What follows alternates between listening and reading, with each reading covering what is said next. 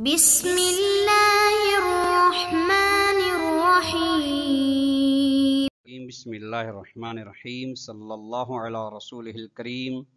السلام علیکم ورحمۃ اللہ وبرکاتہ۔ طلاب کرام عزیز، کیسے ہیں؟ امید کرتے ہیں آپ خیر و عافیت سے ہوں گے۔ بدایت المعارف جزء ثالث کا سبق نمبر 28 شروع کر رہے ہیں، جس میں عنوان قرار دیا گیا کتاب کی عبارت الامر الخامس فی توحیدہ تعالی سے لے کر ثم لا یکفی علیک تک۔ آج کے درس میں توحید خدا کو بیان کیا جائے گا، یہ پہلا نقطہ ہے۔ آج کے درس کا دوسرا نقطہ توحید کی اقسام و مراتب کو بیان کیا جائے گا، اور ان میں سے ہر قسم و ہر مرتبے کی وضاحت دی جائے گی کہ فلاں توحید کے مرتبے سے مراد کیا ہے۔ آئیے عبارت کو ملاحظہ فرمائیں۔ الامر الخامس فی توحیدہ تعالی، پانچویں بحث خدا کی توحید کے بارے میں ہے۔ توحید لغت میں تو طلاب کرام عزیز کہتے ہیں کسی کو ایک جاننا، ایک شمار کرنا، لیکن اصطلاح میں یہاں پہ جو توحید اصطلاح شرع میں ہے مراد ہے، اصطلاح علم کلام میں وہ پھر توحید کی ہر قسم ہے، اسی ہر قسم کی پھر اپنی اپنی وضاحت ہے۔ وقبل ان نستدل علیہ، اس سے پہلے کہ ہم استدلال کریں علیہ توحید خدا کے بارے میں، فلیعلم جاننا چاہیے کہ اولاً کہ ان توحید ینقسم الی سبعۃ اقسام، وضاحت سے پہلے، استدلال سے پہلے ہمیں جاننا چاہیے کہ توحید الہی تقسیم ہوتی ہے 7 اقسام کی طرف، یا اقسام کہہ لیں آپ یا مراتب کہہ لیں۔ الاول التوحید الذاتی، پہلا مرتبہ توحید ذاتی ہے۔ والمراد به، توحید ذاتی سے مراد هو المعرفۃ بأنہ تعالی واحد لا ثانی لہ، توحید ذاتی سے مراد یہ ہے کہ یہ معرفت رکھنا کہ خداوند متعال واحد ہے، ایک ہے، لیکن ایک ایسا ایک ہے جس کا ثانی نہیں۔ غور فرمائے گا طلاب کرام، یہ قید اس لیے چونکہ باقی دیکھیں ہم اور آپ بھی ایک ہیں، دو تو ہم اور آپ بھی نہیں ہیں، لیکن ہمارے اندر دو ہونا ممکن ہے، عقلی لحاظ سے بھی ممکن ہے، یعنی ہمارے جسم کے دو حصے عقل کر لے، کوئی مسئلہ نہیں کر سکتا ہے۔ اعداد میں اعداد ایک ہے، ایک کے اندر گنجائش 2 کی پائی جاتی ہے، کوئی مسئلہ نہیں ہے، کوئی بھی مسئلہ نہیں ہے۔ لہذا فرماتے ایسا واحد ہے جس میں ثانی بننے کی گنجائش نہیں ہوتی۔ کما نص علیہ الکتاب العزیز بقولہ، جس طریقے سے اسی توحید ذاتی کے بارے میں صراحت کی ہے قرآن مجید نے، ولم یکن لہ کفوا احد، اور خدا کے لیے کوئی بھی کفو نہیں ہے، ثانی نہیں ہے، اس جیسا نہیں ہے، ہم رتبہ نہیں ہے ذات کے حساب سے۔ الثانی التوحید الصفاتی، دوسرا مرحلہ، دوسری قسم توحید کی توحید صفاتی ہے۔ والمراد به والاعتقاد بان ذاتہ تعالی عین صفاتہ، توحید صفاتی سے مراد طلاب کرام عزیز یہ ہے کہ یہ عقیدہ رکھنا کہ ہمارا عقیدہ و ایمان ہو کہ خدا کی ذات عین صفات ہے، یا صفات عین ذات ہیں، یہ بھی کہہ لیں آپ، کوئی مسئلہ نہیں ہے۔ عین ذات طلاب کرام عزیز یہ ہے کہ یعنی صفات، یہاں پہ صفات سے مراد صفات ذاتی ہیں، نہ کہ صفات افعالی۔ صفات عین کا مطلب یہ ہے کہ مفہوم میں اگرچہ یہ ایک دوسرے سے جدا ہیں، لیکن مصداق میں، حقیقت واحدہ خارجیہ میں ایک ہی چیز ہیں۔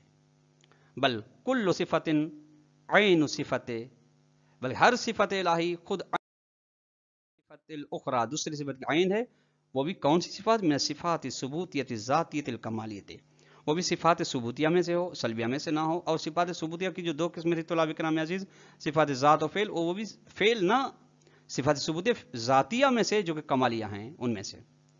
وسیجیء من المصنف قدس سرہ، مصنف یعنی مرحوم مظفر کی جانب سے آئے گا کہ بأن الاعتقاد بتوحید الصفات یقتضی ایضا الاعتقاد بأنہ لا شبہ لہ فی صفات الذاتیہ، کہ صفات ذاتی کے بارے میں عقیدہ رکھنے کا تقاضا یہ بھی ہے کہ یہ عقیدہ رکھا جائے کہ خدا کی صفات ذاتیہ میں کوئی بھی اس کے مانند نہیں ہے، کوئی بھی اس جیسا نہیں ہے۔ صفات ذاتیہ میں یعنی صفات ذاتیہ اپنی حقیقت کے ساتھ جس حقیقت میں خداوند متعال کے لیے ہیں ان میں کوئی بھی نہیں ہے مخلوقات میں، انبیاء ہوں رسول ہوں کوئی بھی ہوں.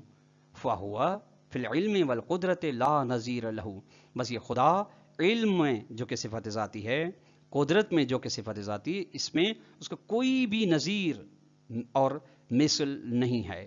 اس حقیقت میں، اس رتبے میں، جس رتبے جس حقیقت و ماہیت کے ساتھ یہ علم و قدرت پایا جاتا ہے خدا کے اندر. وَأَمَّا النَّفْيُ ترکیب المطلق و اثبات و بساطت ہی، یہ کہ ہر قسم کی ترکیب کی نفی ہے خداوند متعال کے بارے میں اور اس کی بساطت ثابت ہے بسط ترکیب کے مقابلے میں. طلاب کرام غور فرمائیے گا.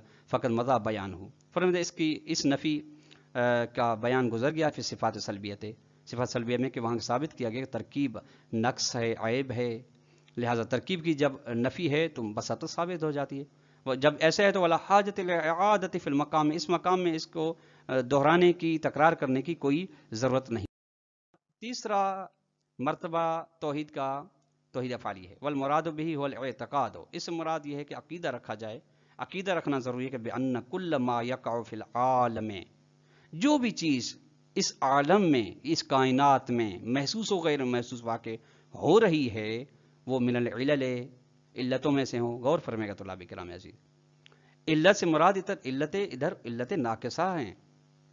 یہ خدا جیسی جو واجب الوجود علت وہ نہیں، علت تمام مراد نہیں ہے. علتیں جو ہیں جیسے دیکھیں ہمارے اور آپ وجود کے لیے والدین ہیں، یا جو بھی بچے پیدا ہو رہے ہیں ان کے لیے والدین علت ہیں، یا دوسرے جتنے بھی کام ہو رہے ہیں ان کے کوئی نہ کوئی علت ہے.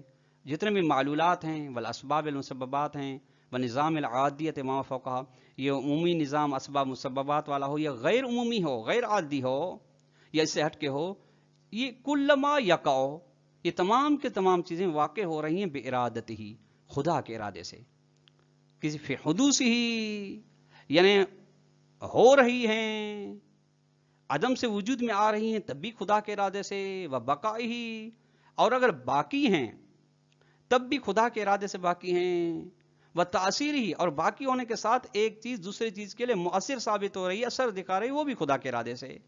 بس نتیجے میں فکل شیء قائم بھی، ہر چیز جو وجود خارجی رکھتی ہے حقیقت وہ قائم ہے بھی خدا کے ساتھ، خدا کے ارادے کے ساتھ. وہو القیوم المطلق، اور وہی خداوند متعال قیوم مطلق ہے. ولا حول ولا قوت ولا تاثیر الا به وباذنہ، کوئی طاقت و قدرت و تاثیر نہیں ہے سوائے خدا کی جانب سے اور خدا کے اذن سے. اور طلاب کرام غور فرمائے گا، اذن سے مراد رفع الموانع ہے، کہ موانع کو دور کرنے کو کہتے ہیں اذن، نہ کہ ادھر اذن کلامی و لفظی مراد ہے. فرماتے ہیں ھذا القسم یشمل التوحید فی الخالقیت والربوبیت والرازقیت ونحو من مظاہر الافعال، یہ توحید افعالی والی قسم شامل ہے توحید خالقیت کو بھی، توحید ربوبی کو بھی، توحید رزاقیت کو بھی، اس طرح کے دوسرے جو کیا فرماتے ہیں کہ مظہر ہیں افعال الہی کے. ولا حاجت الی ذکر علی حدۃ کما لفظ، لہذا ان کو جداگانہ ذکر کرنے کی کوئی ضرورت نہیں ہے چونکہ یہ قسم انہیں شامل ہو رہی، جس سے کہ اس بات واضح ہے.